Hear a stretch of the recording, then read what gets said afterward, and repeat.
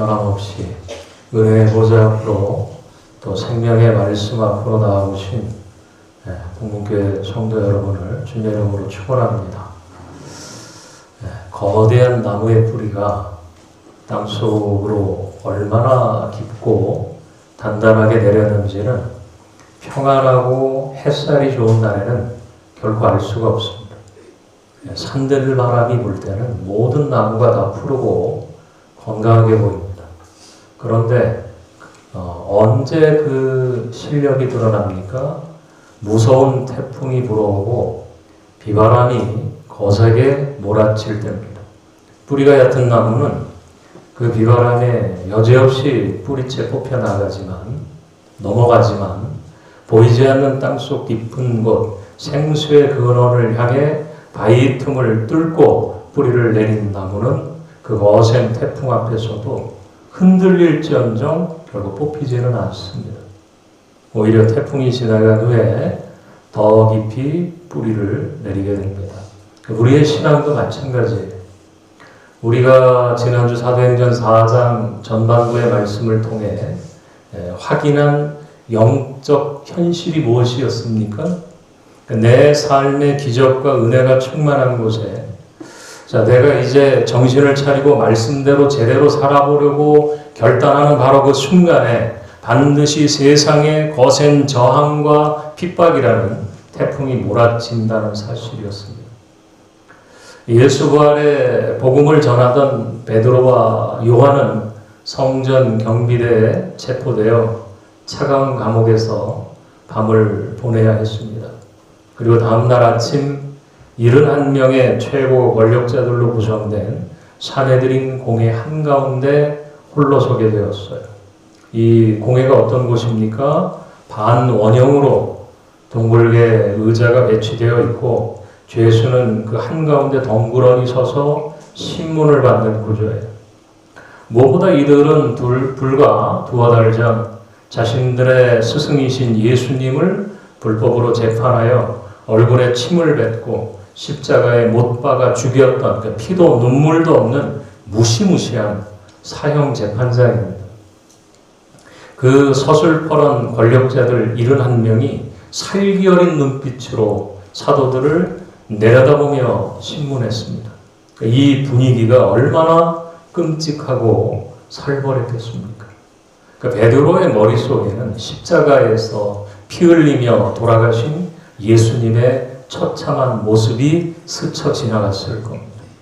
보통 사람 같으면 그 위압적인 분위기에 짓눌려 다리에 힘이 풀리고 오금이 저려서 내가 잘못했습니다. 살려만 주시면 다시는 예수의 이름을 꺼내지 않겠습니다. 라고 애원하며 신앙을 부인했을 겁니다. 그런데 베드로는 어떻게 했습니까? 성령이 충만하여 도리어 그들을 향해 사자처럼 표효했습니다.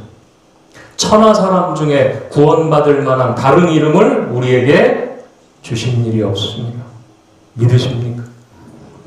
오늘 본문은 그 재판이 이어지는 장면입니다. 베드로의 이 거침없고 폭발적인 권력, 이 다이너마이트 같은 복음의 선포를 바로 눈앞에서 직격탄으로 맞은 사내들인 공회원의 이 반응이 어떠했을까요? 아니 감히 죄수 주제에 우리에게 훈계를 해? 야 당장 저놈들을 끌어다가 돌로 내쳐라. 내쳐라. 죽여라. 이렇게 분노했을까요? 아닙니다. 오늘 본문을 보면 아주 기가 막힌 역전극이 벌어져요.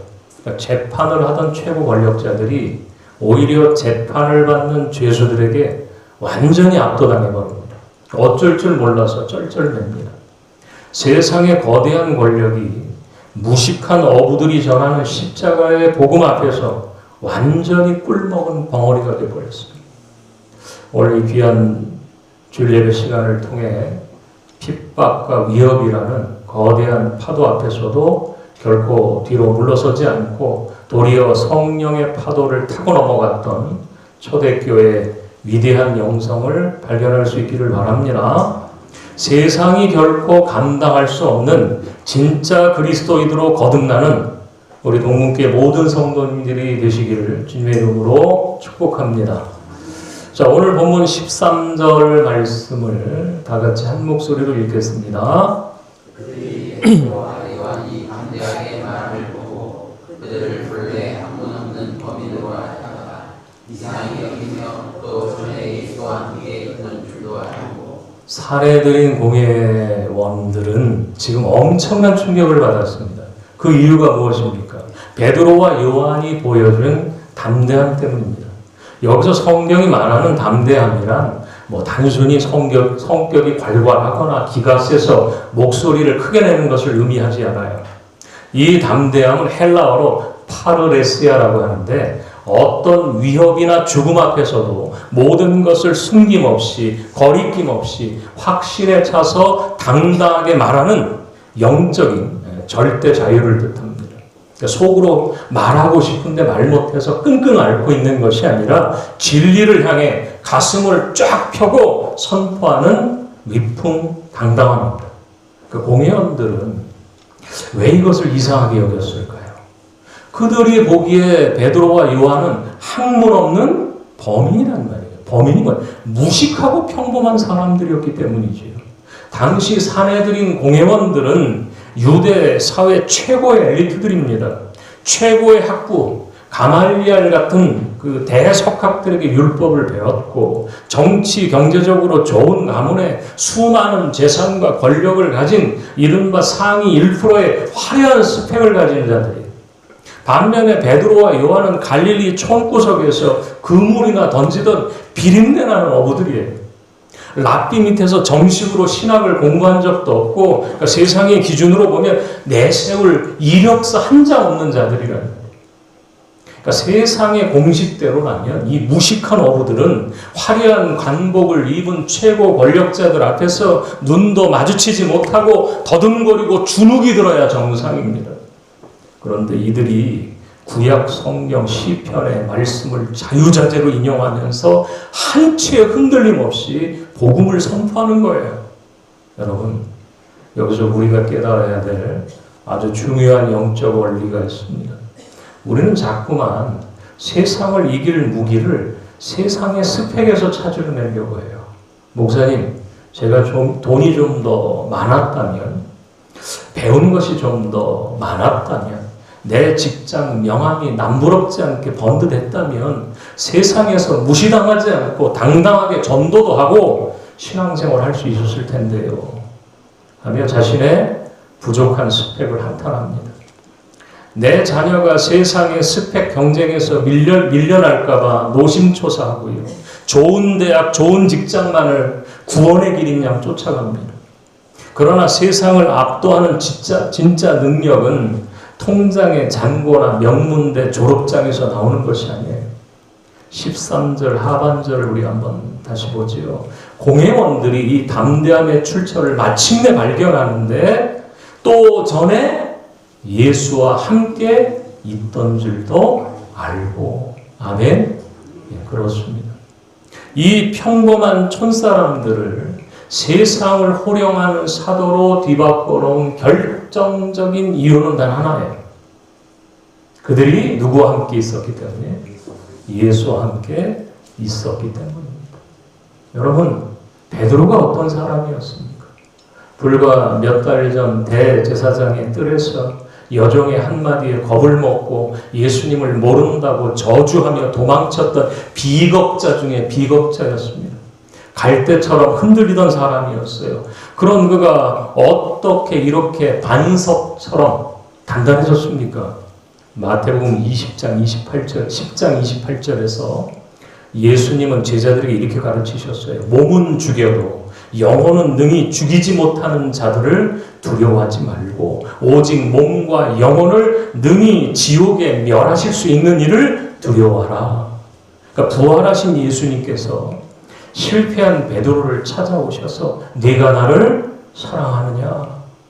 끝까지 품어주신 그 절대적인 사랑을 경험하고 나니까 베드로의 심령이 세상에 대한 두려움이 떠나가요. 그리고 하나님을 향한 거룩한 두려움과 사랑이 베드로의 마음에 가득히 채워져 버려요. 죽음을 이기신 생명의 주님이 지금 성령으로 내 안에 시퍼렇게 살아 숨쉬고 있는데 권력자들 따위가 눈에 들어오겠습니까? 어둠이 빛을 이길 수 없듯이 세상의 권력은 예수님과 함께하는 자의 영광을 결코 이길 수가 없어요. 그렇다면 여러분, 오늘 우리는 어떻게 예수님과 함께할 수 있습니까? 베드로와 요한이 예수님과 3년 반 동안 동고동락하며 함께 있었던 것처럼 우리도 매일의 일상 속에서 예수님과 깊이 동행해야 합니다. 일주일에 한 번 주일에만 성경책 들고 와서 1시간 예배드리고 가는 것은 예수님과 동행하는 것이 아니라 잠시 면회를 하고 가는 겁니다. 그러니까 면회만 해서는요, 세상을 이길 힘이 생기지 않아요. 일주일에 한 번 면회하고 돌아가서 세상 사람들과 똑같이 일주일을 사는데 어떻게 세상의 소금과 빛이 될 수 있겠습니까? 진짜 예수와 동행하는 사람은 남들이 다 자고 있는 시간에 홀로 깨어 십자가를 붙들고 씨름하는 사람들이 아침에 눈을 뜨자마자 스마트폰으로 SNS나 세상의 뉴스를 보는 것이 아니라 무릎을 꿇고 주님의 이름을 부르는 자들입니다. 여러분, 제가 왜 매일 아침마다 여러분 핸드폰으로 매일 말씀 묵상과 기도문을 문자로 보내드리는 줄 아십니까?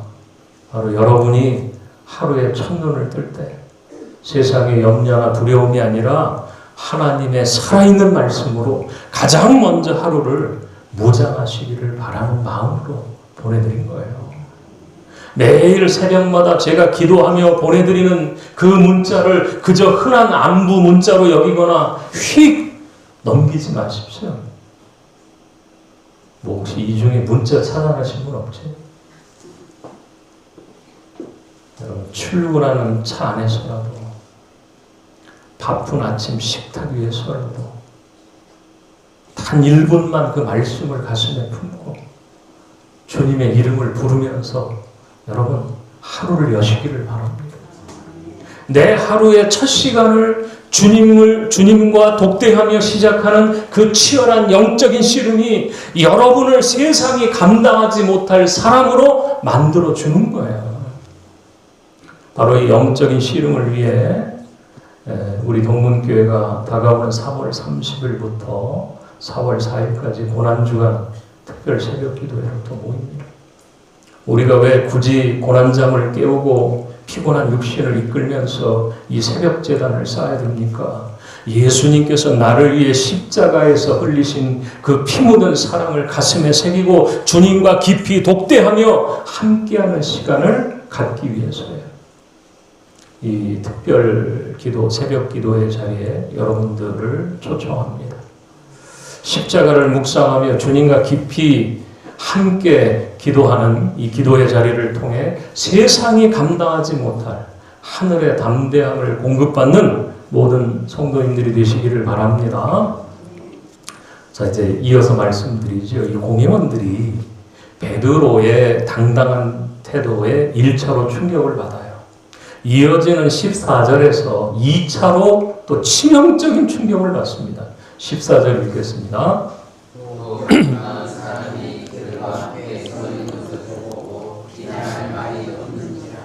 자, 지금 재판정 한가운데 베드로 옆에 누가 서 있습니까?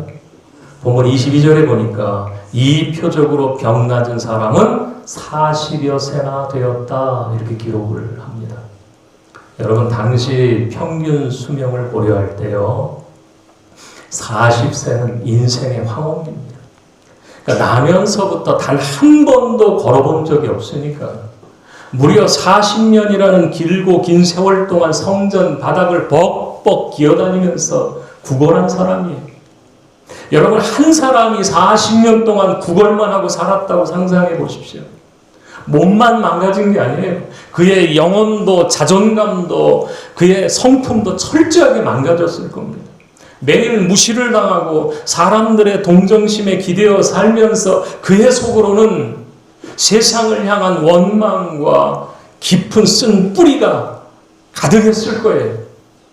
이 사람의 질병은 1, 2년 앓는 병이 아닙니다.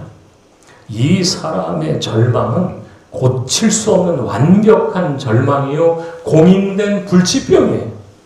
그런데 그 40년 육신적, 영적 절망이 예수의 이름 앞에서 완전히 박살이 나고 지금 두 다리로 꼿꼿하게 서 있는 거예요.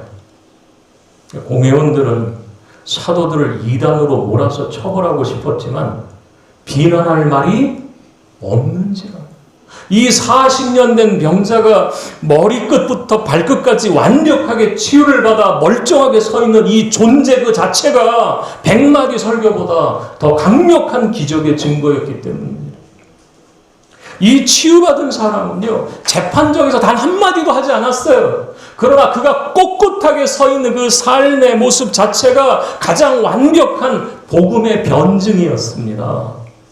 여러분, 세상 사람들은요, 우리가 들고 있는 성경책의 교리에 쉽게 설득되지 않습니다. 우리가 아무리 성경 지식을 뽐내도 그들은 코웃음 쳐버립니다. 그렇다면 세상이 언제 교회를 두려워하고 복음 앞에 엎드립니까? 바로 변화된 나 자신을 볼 때죠. 사실 안진뱅이가 일어나는 기적보다 더 위대하고 힘든 기적이 무엇이 있겠습니까? 그것도 엄청난 기적이잖아요. 그런데 이것보다 더 위대하고 힘든 기적이 뭔지 아십니까? 바로 내 이 굳어져 버린 성질머리가 죽고 내 악한 성품이 변하는 기적이에요. 뼈와 근육은 하나님이 한순간에 붙여주실 수 있지만 내가 평생 살아오면서 고착된 이기적인 자, 남들을 내 맘대로 통제하려는 고집, 입만 열면 쏟아내는 불평과 혈기, 사랑하지 못하고 미워하고 함부로 말하는 이 악한 버릇은 지독하게 정말 변하지 않습니다. 그러니까 우리 안에도 이 40년 된 영적 고질병이 다 하나씩 자리 잡고 있어요. 여러분, 오늘 여러분을 여전히 주저앉게 만드는 그 지독한 고집과 혈기 깨어지지 않는 자아는 무엇입니까? 하나님께서 진정으로 기뻐하시고 원하시는 기적은 바로 우리 성도들의 영혼과 성품의 온전한 변화입니다. 나의 이 굳어버린 자아가 깨어지고 십자가의 은혜로 완전히 변화되었을 때 나를 오랫동안 지켜보던 주변 사람들이나 나를 위해 눈물로 기도하던 가족들의 입에서 이런 감격의 고백이 터져 나와야 하지 않겠습니까? 여러분, 저 사람 예전 모습 기억합니까? 세상의 고단한 삶에 지쳐서 퇴근하면 매일 술과 담배에 찌들어 스트레스를 푸는 게 인생의 유일한 낙이었던 사람이에요. 아니, 주일에 교회 좀 같이 가자고 권면하면, 야, 일주일 내내 뼈 빠지게 일해서 먹고 살기도 팍팍한데 교회를 왜 가? 피곤해 죽겠는데. 그 시간에 차라리 잠이나 푹 자고 안 피곤하고 놀러 가야지. 뭘로 교회를 가? 매몰차게 거절하던 아주 전형적인 세상 사람이었습니다. 자기 주먹과 돈만 믿고 살며 내 인생에 예수는 없다고 호언장담하며 마음의 문을 굳게 걸어다녔던 사람 아닙니까? 그런데 참 기가 막힌 일입니다. 어느 날 그 완고하던 사람이 교회에 나오더니 예수님을 믿고 완전히 딴 사람이 되어버렸어요. 그토록 의지하던 술과 담배를 끊어버리고 늘 찌푸려 있던 피곤한 얼굴에는 세상이 줄 수 없는 샬롬, 맑은 평안이 넘쳐버려요.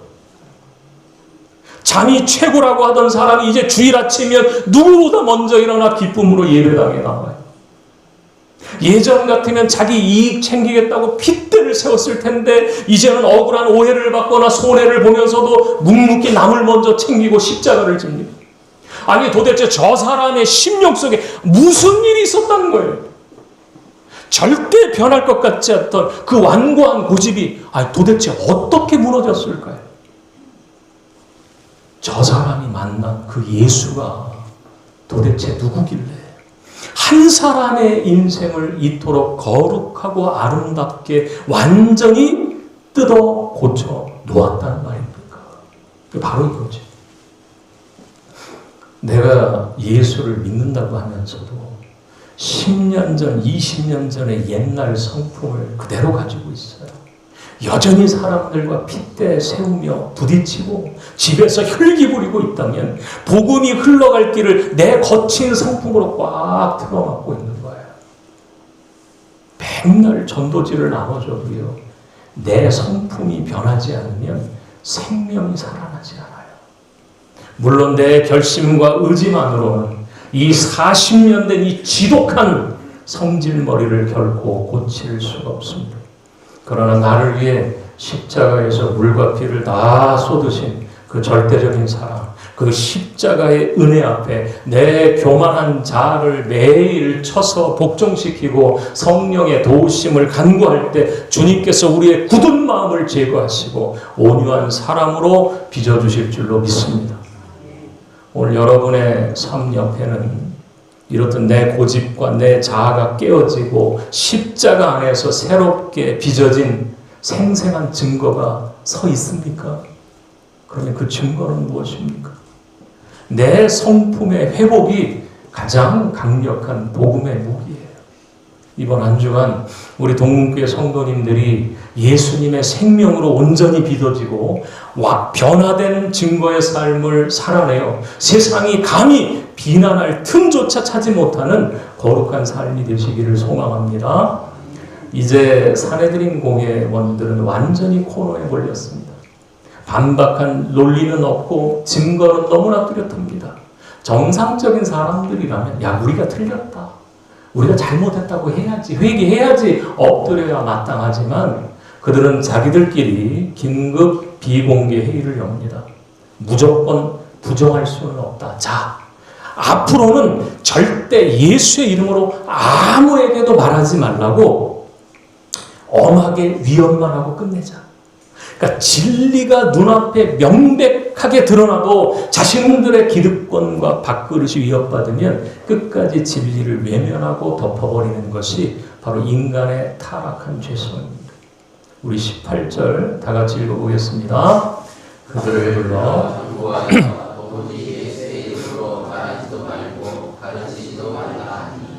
여러분, 당시 산헤드린 공회가 말하지 말라고 경고한 것은 단순히 입조심하라는 수준의 잔소리가 아닙니다. 이것은 유대 사회에서의 출교를 전제로 한 무시무시한 협박입니다.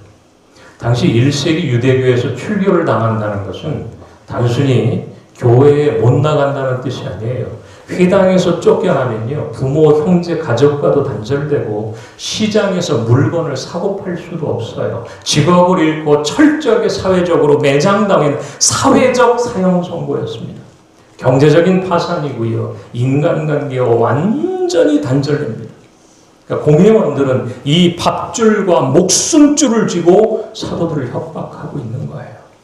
그러니까 마음속으로 무슨 신앙을 갖든 그건 터치하지 않겠다. 대신 절대 성전 밖에 나가서 그 예수의 이름을 입 밖으로 꺼내지 말아라. 야, 너희들끼리만 조용히 믿어. 그러면 너희들의 밥줄은 끊어버리지 않겠다. 이것을 오늘날의 용어로 신앙의 사유화라고 부릅니다. 사단은 오늘날 우리에게도요, 밥줄과 체면이라는 무기로 아주 부드러운 타협안을 제시합니다. 그래, 주일에 예배드려, 교회에서 헌금도 하고 봉사도 해, 나쁠 거 없지. 하지만 직장이나 일상생활에서까지 유난 떨면서 예수 믿는 티는 제발 내지 마. 직장 회식 자리에서 튀지 말고 사람들 분위기 맞춰주고, 사업할 때는 세상 방식대로 눈 감아주고 살아.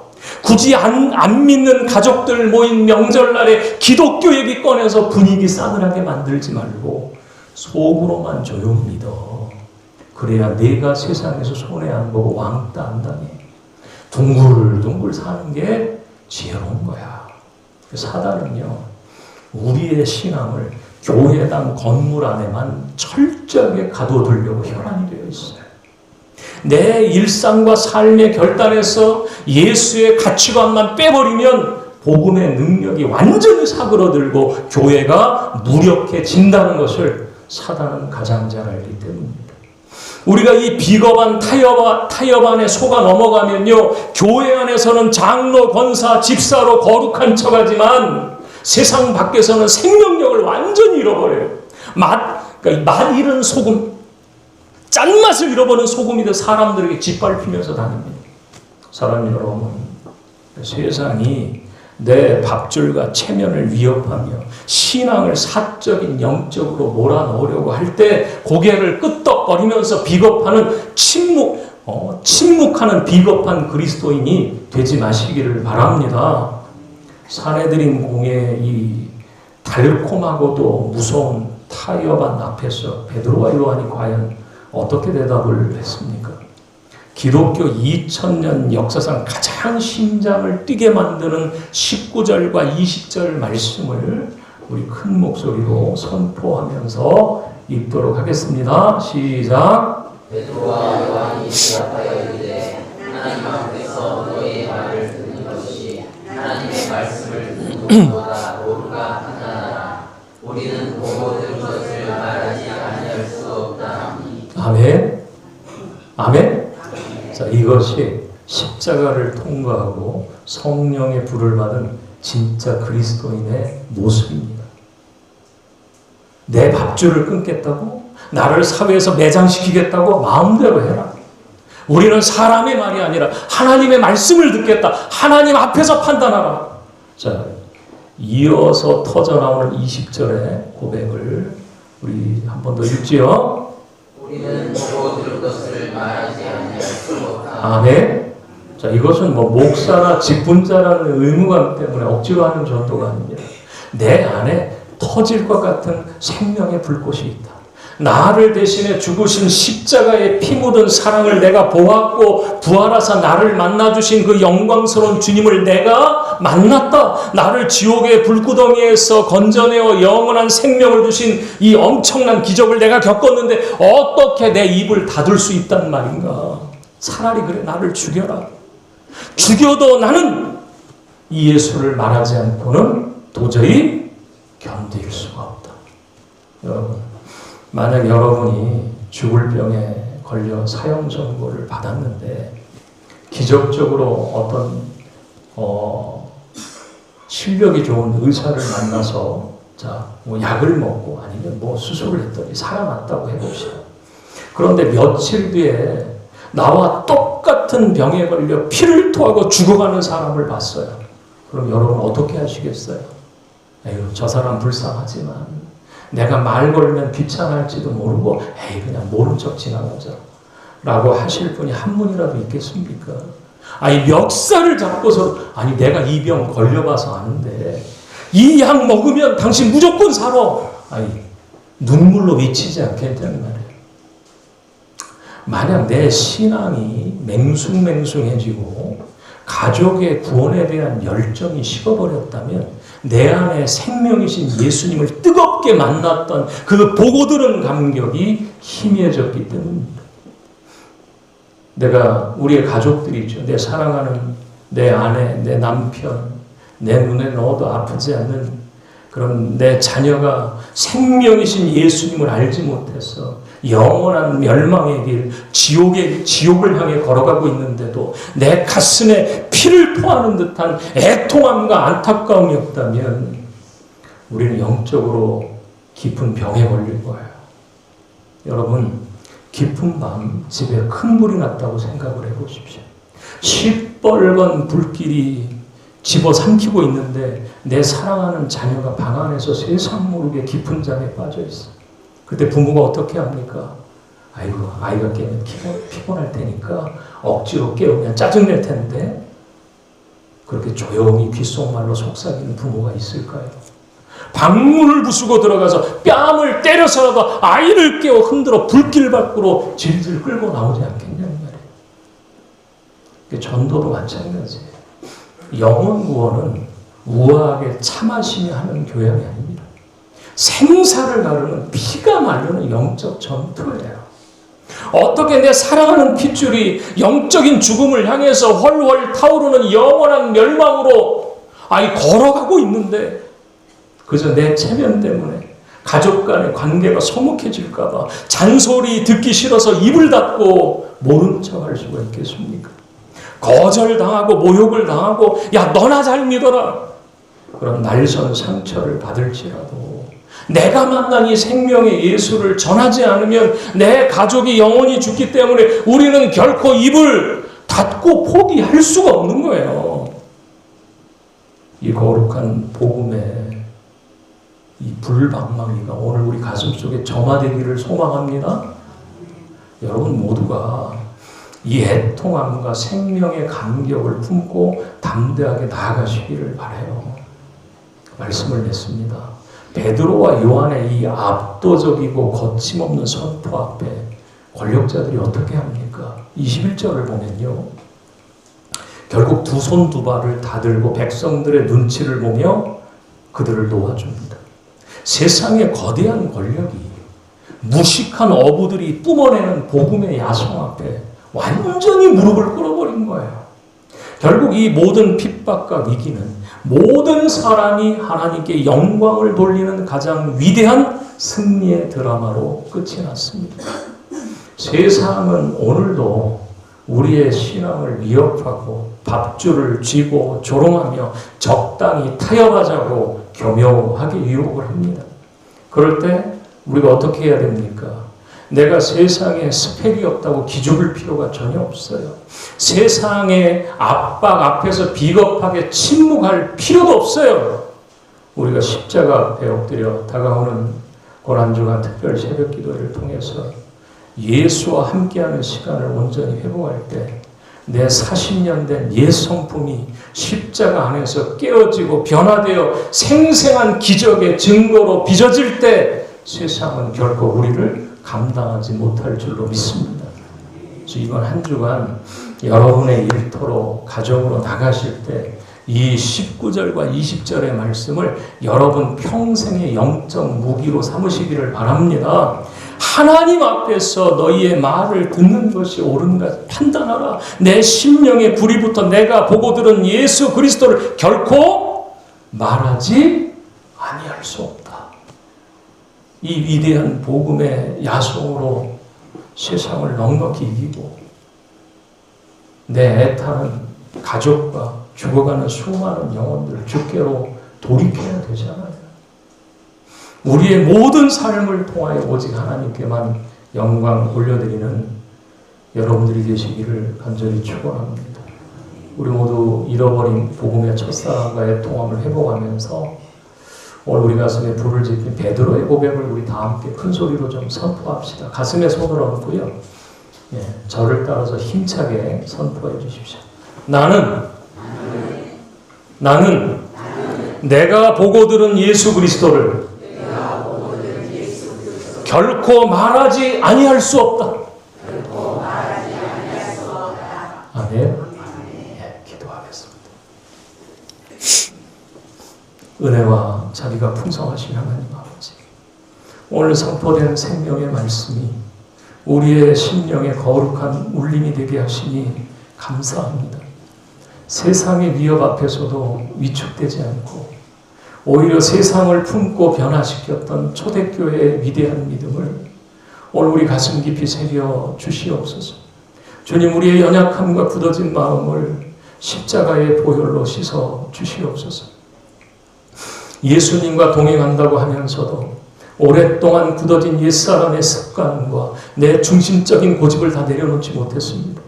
세상 사람들의 시선이 의식되고 가족 간의 관계가 불편해질까 두려워 가장 사랑하는 이들에게조차 생명의 복음을 전하지 못하고 침묵했던 우리의 부족함을 불쌍히 여겨 주시옵소서. 우리는 보고 들은 것을 말하지 아니할 수 없다 선포했던 그 뜨거운 고백이 오늘 우리의 고백이 되기를 원합니다. 아직 생명의 주님을 알지 못해 어둠 속을 헤매는 내 사랑하는 우리의 가족들, 우리의 자녀들을 바라보면서 눈물로 기도하는 간절한 긍휼의 마음을 회복시켜 주시옵소서. 나를 살리신 예수님의 은혜가 너무나 커서 그 십자가의 사랑을 전하지 않고는 견딜 수 없는 거룩한 열정을 우리 안에 허락하여 주시옵소서. 능력의 하나님, 오늘 예배를 통해 다듬어지지 않는 우리의 성품이 십자가 안에서 부드럽게 깨어지게 하시고 따뜻하고 온유한 예수님의 성품으로 새롭게 빚어져서 가정과 일터에서 세상이 부인할 수 없는 살아있는 은혜의 증거가 되게 하여 주옵소서. 특별히 봄을 맞아 다시 시작된 노방전도의 발걸음 위에 성령의 기름을 부어주시고 다가오는 고난주간 특별 새벽 기도를 통해 주님과 깊이 교제하는 참된 평안을 누리게 하옵소서. 그래야 우리의 변화된 삶과 사랑의 입술을 통하여 닫힌 전도의 문이 활짝 열리고 오직 살아계신 하나님만 영광 받으시는 기적의 한 주간이 되게 하여 주시옵소서. 우리의 영원한 소망이 되시는 우리 구주 나사렛 예수 그리스도의 이름으로 간절히 축복하며 기도하옵나이다.